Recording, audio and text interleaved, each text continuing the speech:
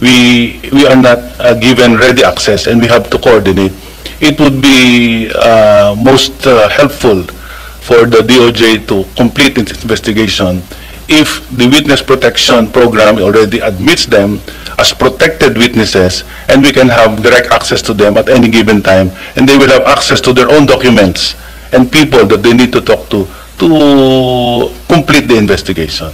So we are hoping that when we process the documents of the possible whistleblowers who can be admitted formally, because they are just now provisionally accepted, the custody would be allowed to the WPP, and that would enhance the case build-up process. So to date, ilan ang na-file na cases pertaining to the flood control? Ilan ang na-file with the Ombudsman? I think there are 5. There are 5. Okay. And these are all Ghost Project. the ones in Bulacan. All 5 are the ones pertaining to Bulacan. Okay. And then are you still investigating the others that came out? Yes. Yung 421 and yung 421, ghost lang yun. Iba pa yung substandard. Yes. Na may mga substandard. We have a steady stream of completed investigations that we are now filing before the Ombudsman for the conduct of preliminary investigation. And the Ombudsman may choose to refer the preliminary investigation to the DOJ as consistent with the Memorandum of Agreement mentioned by OIC-BIDA. Are you also investigating, yung sinabi nga kanina ni Senator Marcoleta, yung mga politicians involved?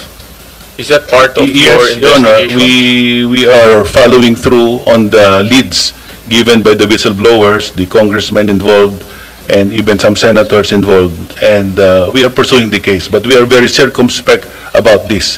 We already filed through the assistance of the AMLC freeze orders for those we believe should already be prosecuted in court, and we have secured 6 freeze orders already.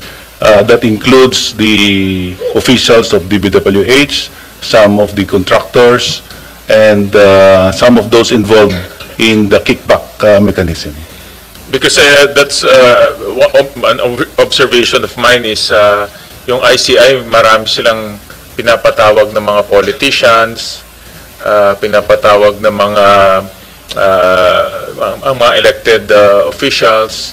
I think yung kanilang angulo is more on the source of the funds. No? I think that is their angle. Based on my observation, and this is purely based on my observation, is that the difference between where DOJ is pursuing and between the ICI is pursuing in terms of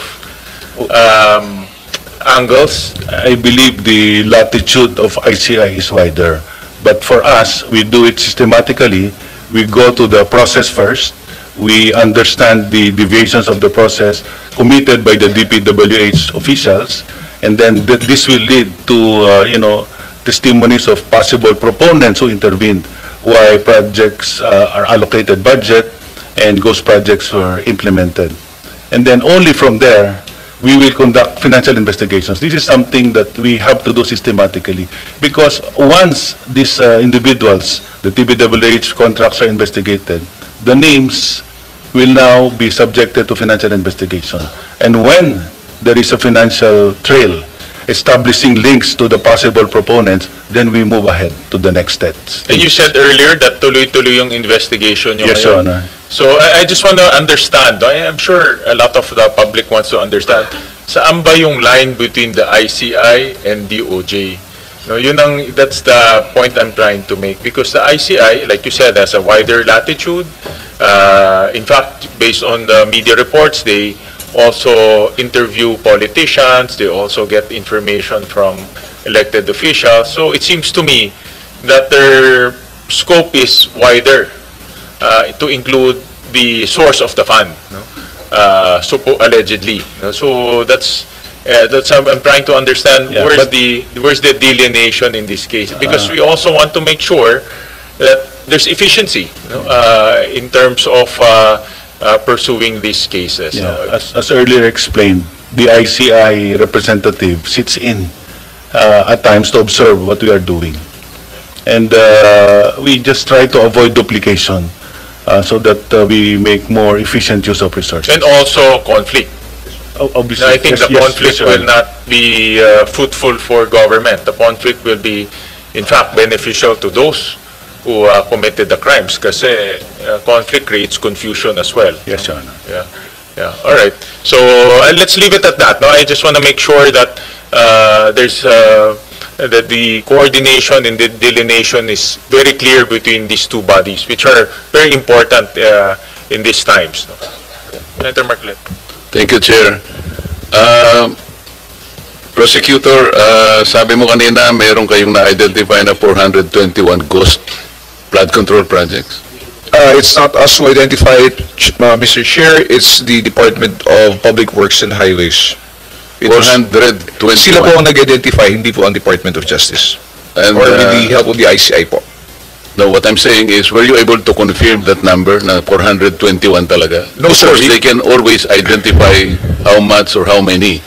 Pero na-confirm po ba ninyo? Hindi pa po namin ako confirm kasi what we're doing is we're having that information validated, but the numbers can even increase, sir. Kasi po, kung hindi ako nagkakamali, there are about 10,000 flood control projects. So, kung 421 ang sinasabi nila, could be less, could be more.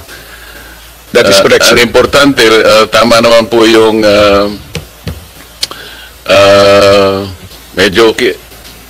medyo naguguluhan kami kasi paano yung delineation nga naman, yung isa nagpapaka-independent, pero they rely most on your prosecutors also and some of your agents.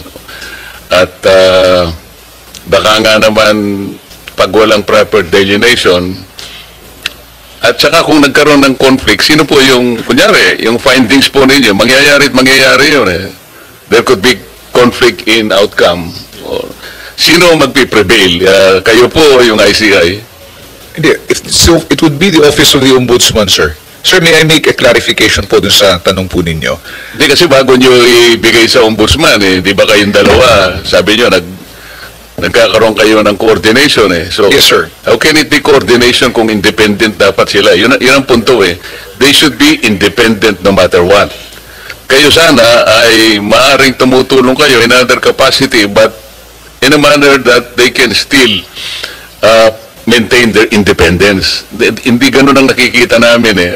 Baka nga ang mangyayari, conflict pa nga ang, and then duplication or even conflict. Yun po yung sinasabi ni Chairman. And pwede ba kayong mag-file kaagad diretso sa korte bypassing the Ombudsman? It would appear that we could, sir, because there is a memorandum of agreement which allows us to handle, investigate cases involving individuals, salary grade below 27. It's a memorandum of agreement between the OJ and the Ombudsman? Yes, that is correct, sir. Okay. Kailan po nangyari yun? Anong date yun? 2012 po. 2012? Yes, sir. Okay. Yusek Andres, ano ba yung sabi nyo kanina, yung ibang nagawa nyo na naka-freeze kayo ng assets ng mga politicians. Sino-sino na pong mga politicians ang na-freeze ang assets? I can give you the names, Your Honor, privately, but the majority of those subject of the freeze orders are Bakit not, privately? Can you not divulge them? I do not have right now Okay. copies of that. And if I may clarify, I think the freeze orders have not touched politicians. I mean government officials, like DPWH officials, So are already part of the freeze orders. Sa social media kasi nakikita namin may mga politicians na Wala pa po. na-freeze. Wala pa po. Wala talaga. Government officials, meaning DPWH officials, yes. O, teka muna. Elected officials, Yun I ang do not- sinasabi kong mga sapsap at saka butete lang eh. It has to be systematic. Ang palagi kong sinasabi, we should get to the bottom of this. Yung mastermind, yung pinakamalaking isda, yun ang dapat nating We are makuha. being systematic and circumspect about this, Your Honor, but we are leading to that. You're very optimistic, ha? Absolutely, Your Honor. Pero tama nga, kailangan sabihin mo kay OIC Secretary na alisin na yung restitution na yun, tama nga na Kita mo, naghihirap siya sapagkat ayaw ninyong ilagay sa witness protection. Magagamit niya pala eh. It will expedite his job eh. Yes. And last na lang, sir.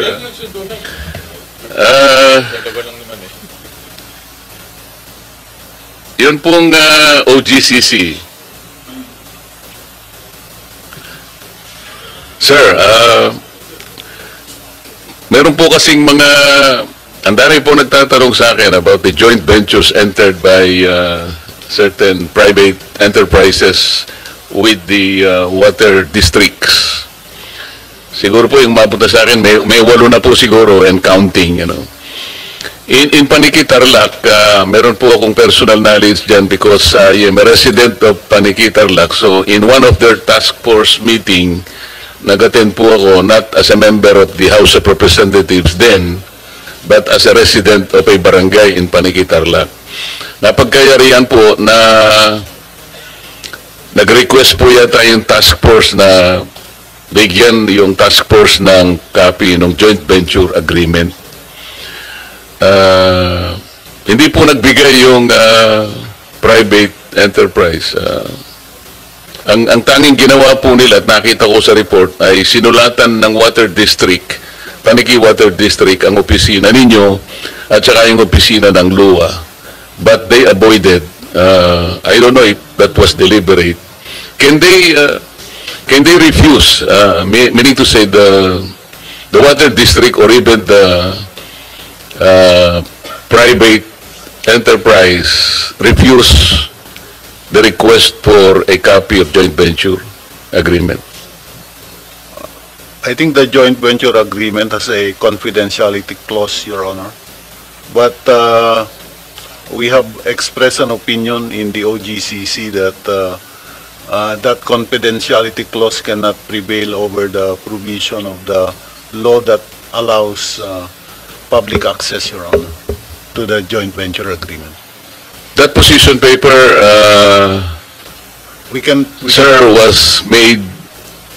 It's an opinion that we provided. Was it made public for the joint venture parties to know na meron pala kayong ginawang? No, it's a opinion that we provided a water district, Your Honor. The water districts were provided. Yes, Your Honor. Sir, pwedeng makakuha ng kopya ng opinion na yun at one time or another kung meron po kayo. Kung maski na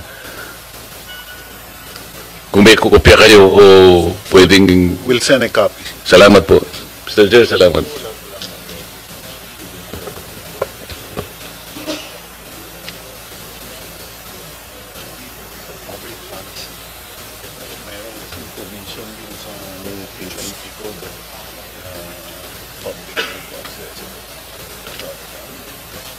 You said, Andres, na sabi niyo lang kanina na one of the bottlenecks yung mga whistleblowers, no, na I think they're held in contempt here. Well, ang Senate naman has been very cooperative, no? In fact, mabilis. Yes, Your Honor. Any request from any agencies to pursue justice, fact-finding, ang Senate is ready to cooperate, no? So I hope that this is not... Yes, I wanted to acknowledge the support of the Senate in allowing us access to the witnesses whenever we request. But again, they have limited opportunity because they are only allowed to go to NBI or to the DOJ for the fact-finding. But they are claiming that we need to go to this place to get documents, we need to go to our homes to get these documents, we need to talk to some people to strengthen our position, but we cannot do that.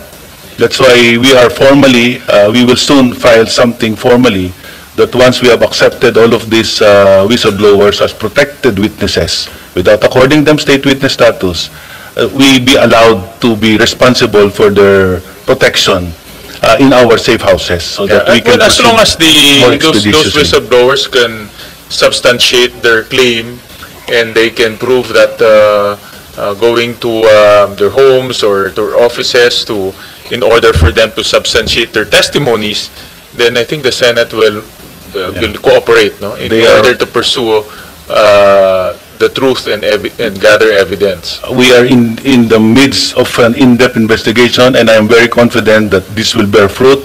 In fact, some of the whistleblowers have already surrendered. You cannot imagine their own CPs